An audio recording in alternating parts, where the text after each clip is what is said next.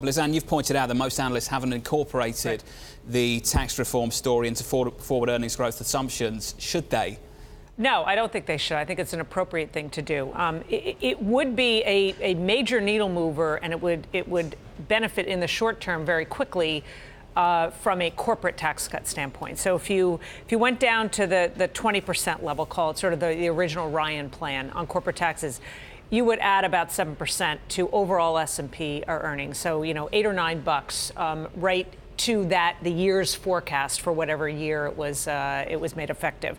If you went down to the desired 15% rate per Trump, all else equal, it would be about double that. So it is meaningful, but I think the right decision has been by analysts not to attempt to forecast this into the numbers.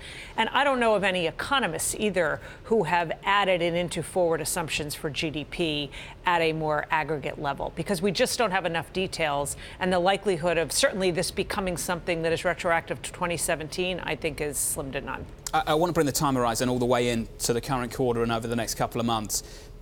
Hurdling the expectations at the moment, where's the risk around that?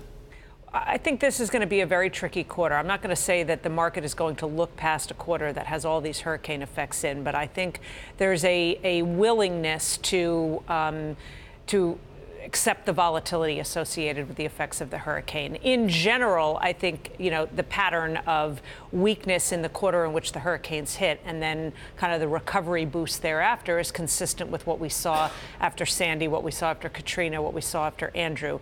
The good news so far is some of the hits to the economy that are very typical after major natural disasters, not least being the quick surge you tend to get in unemployment claims, has already started to reverse itself. Now, maybe that's not a proxy for broader economic data, but some of the data that you might have expected it to take 6 to 8 weeks to start to recover has already started to move back to kind of pre-hurricane trends. But I think the data is going to be quite murky in the near term.